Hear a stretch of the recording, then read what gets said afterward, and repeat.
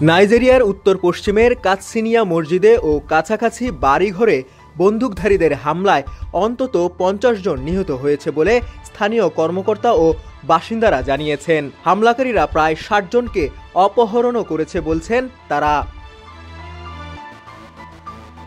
মঙ্গলবার ভোরের দিকে মালুমফাশি জেলার প্রত্যন্ত আনগোয়ান মাতাউন গ্রামে এই হামলার ঘটনা ঘটে। সে সময় গ্রামটির মুসলিম আদিবাসীরা ওই মসজিদে ফজরের নামাজ পড়তে জড়ো হয়েছিলেন, জানিয়েছে বার্তা সংস্থা রয়টার্স। প্রত্যক্ষদর্শীরা বলছেন, সশস্ত্র হামলাকারীরা মোটরসাইকেলে এসে মসজিদের ভেতর গুলি চালায় এবং গ্রামের ভেতর ঢোকে।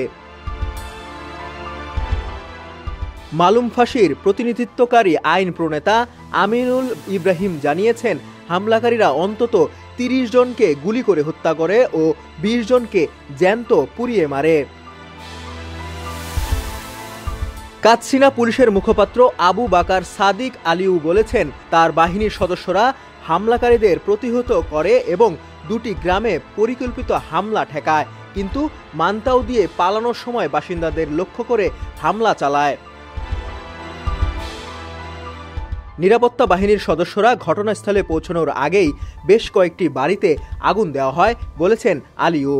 হামলাকারীরা অনেক নারী ও অপ্রাপ্ত বয়স্ক মেয়েকে টেনে নিয়ে যায় বলেছেন, হামলা থেকে বেঁচে ফেরা অনেকেই। এর আগে মঙ্গলবার স্থানীয় হাসপাতালের কর্মকর্তা ফাতিমা আবাকার তাদের হাসপাতালের 27টি মৃতদেহ নথিভুক্ত হয়েছে বলে রয়টার্সকে জানিয়েছিলেন। তবে অনেকের লাশ আত্মীয় স্বজনরা নিয়ে স্থানীয় কবরস্থানে কবর দিয়ে ফেলেছে বলেছিলেন তিনি। হামলাকারীদের পরিচয় তাৎক্ষণিকভাবে বলেনি স্থানীয় প্রশাসন। নাইজেরিয়া ও উত্তর পশ্চিমে সাম্প্রতিক মাসগুলোতে ডাকাতদের হামলার মাত্রা বেড়েছে। এ ডাকাতরা গ্রামে ও মহাসড়কে হামলা চালিয়ে মানুষ হত্যা, অপহরণের পাশাপাশি ব্যাপক লুটপাটও চালাচ্ছে। ডেস্ক রিপোর্ট, সমকাল।